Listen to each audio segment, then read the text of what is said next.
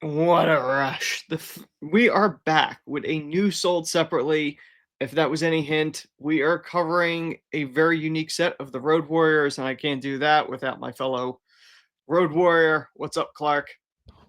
What a rush. I'm so stoked to be here. I mean, look, you got the Road Warriors. I'm a Chicago guy, always billed as Chicagoans. A little bit of falsehood in that. They are kind of from Milwaukee mostly, but neither here nor there. They can claim Chicago. That's cool with me. It's only about an hour drive, hour and a half. Either way, I'm hyped about this episode.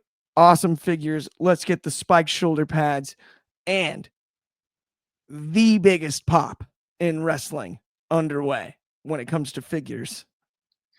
Yeah. When you look at the Road Warriors legacy in this business is one of the greatest tag teams of all time. A lot of people consider them the greatest of all time. They've had a lot of figures.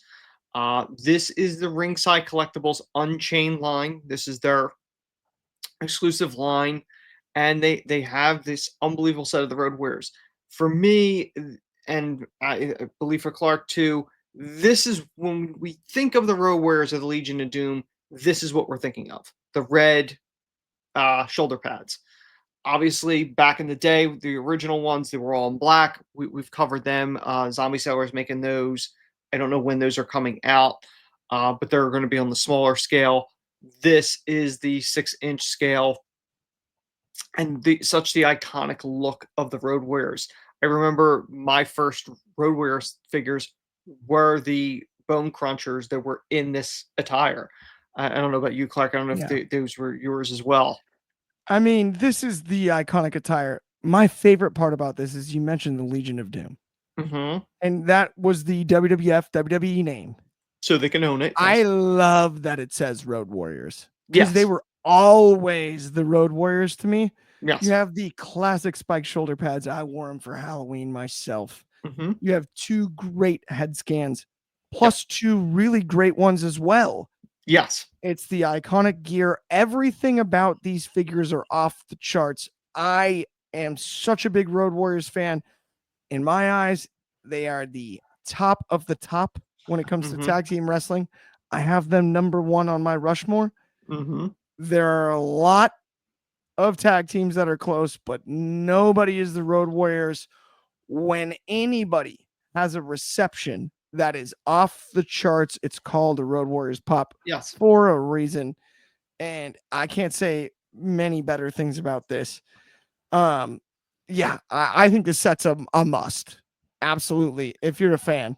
When you think of the legacy of the Road Warriors, they were the first major, arguably, tag team that showed that they could draw just as much money, if not more money, than a solo star main eventing, and that was unheard of.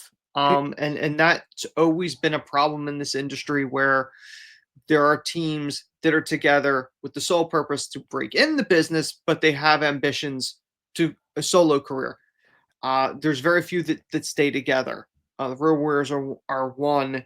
The Hardys had separate careers as well. The Dudleys, for the most part, stayed together, but Bully Ray kind of went on his own way too. The Road Warriors, for the most part, they stayed a team, and I don't think either one of them held singles gold I at do any not point. believe so. I do believe actually Animal technically has more title reigns because he teamed later in his career with other partners Yes. that weren't And, Hawk. But I mean, at the same time, also you think about inspiration. mhm, Early WWF pay per views, how many were main evented by tag team matches pre the Road Warriors debuting? correct. So many, and that's inspired by the Road Warriors in my eyes. Not to mention, they really tried to copycat them over Demolition, and over, and there is Ascension, demolition. the There's Ascension. yeah, there's only one Road Warriors. There always will be only one Road Warriors, and yeah, it's unbelievable. I don't know anybody besides Hawk that could pull off a double mohawk, but Yes. I'm just saying it works. Well, again, it was done because Animal had the one. So in theory, the two of them together makes one head of hair or something. That was the logic, I think, at the time. The face paint, they were kind of the forefront of that stuff. When you think of tag team wrestling, you look at a tag team like the Viking Raiders today. There is no question they were inspired by the Road Warriors. Absolutely. There are a number of teams that were inspired by them. Their legacy lives on. Unfortunately, they're no longer here. They're Hall of Famers, but they're quasi on the outs with WWE over different things, the concussion lawsuits and stuff like that.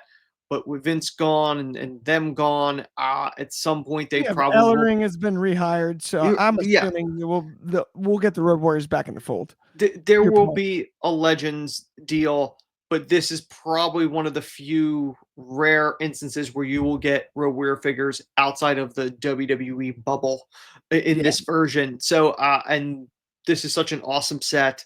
Highly recommended. I don't have them, but the packaging and everything involved with it looks spot on, and that's always been Ringside Collectibles' big So thing. good. But I believe that brings us to the end. I want to thank you guys for watching. We will be back again next Friday. See you then.